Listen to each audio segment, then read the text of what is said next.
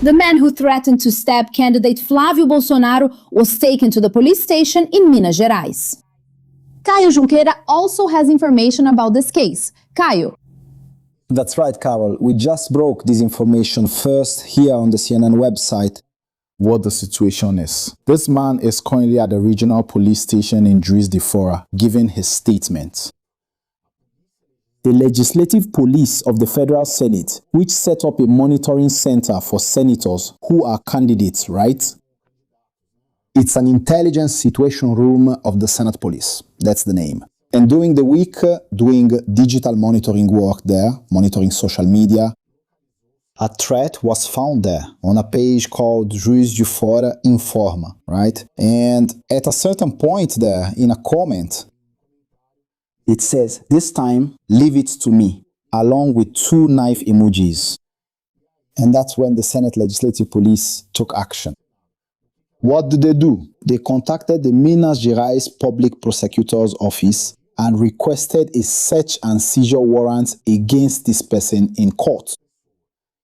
And then this search and seizure was carried out this morning, right? Today now, at the beginning of the afternoon, he was taken to the police station where he's giving a statement. According to what the police informed me, this man has a history, a record, let's put it that way, a criminal record, relatively extensive, right? For threats, for assault, bodily injury, driving without,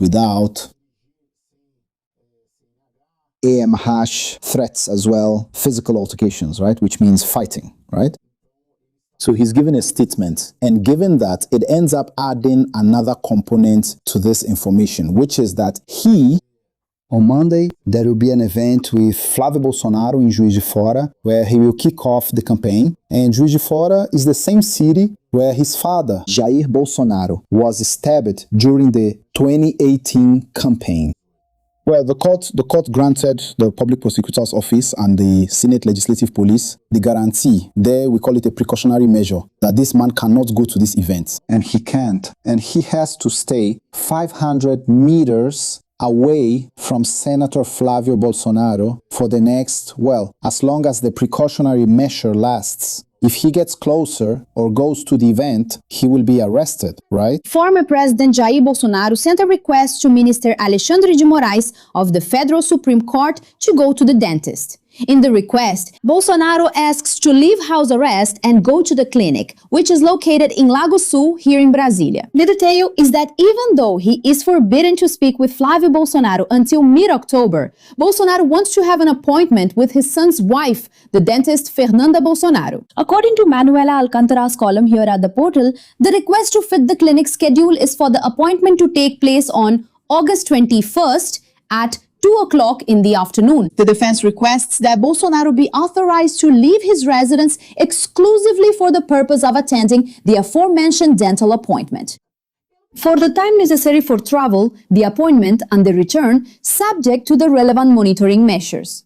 If the minister authorizes it, this would be the second time Bolsonaro has left house arrest since he was hospitalized to recover from bronchopneumonia on May 1st. The former president was admitted to Death Star Hospital for shoulder surgery. He was discharged and returned home on the 4th of the same month.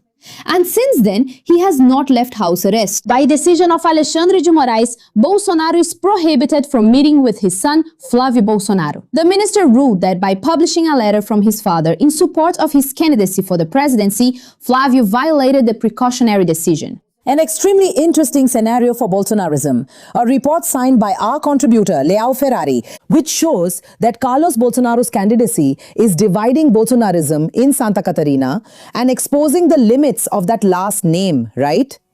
Yes, the limits of the Bolsonaro name in the state, right? Last Sunday, Flávio Bolsonaro demanded that State Representative Ana Campagnolo from the PL, who is seeking re-election, declare her support for Carlos.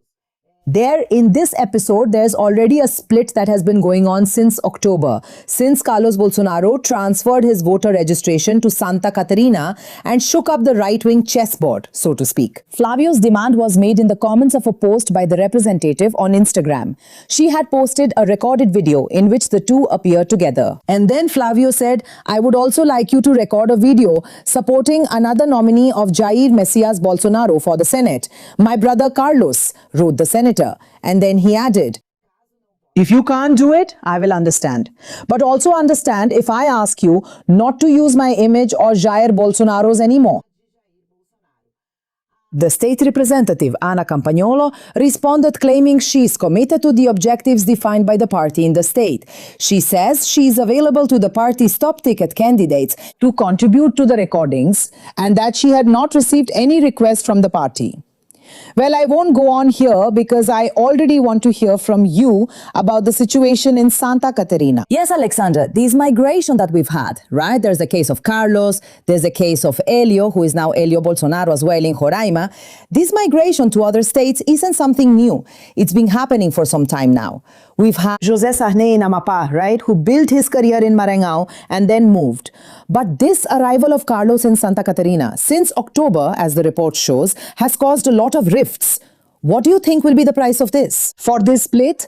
Or do you think that even so they can manage, but it will still leave some cracks? How do you see this situation in Santa Catarina, which is the state where Bolsonarism has a strong foothold, right? Man, I think you've already figured it out, right? I mean, they should prevail, but with lingering divisions. I think that's the scenario. Ana Campagnolo, I think she didn't understand that one thing that doesn't exist in Bolsonarism is disobedience. It's a very personalist project. It's a project where you have a very clear hierarchy, where the Bolsonaro family's interests come first, second, third, fourth, and fifth.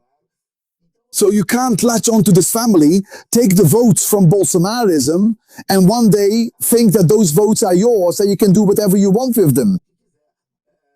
No one forced Ana Campagnolo to join this project.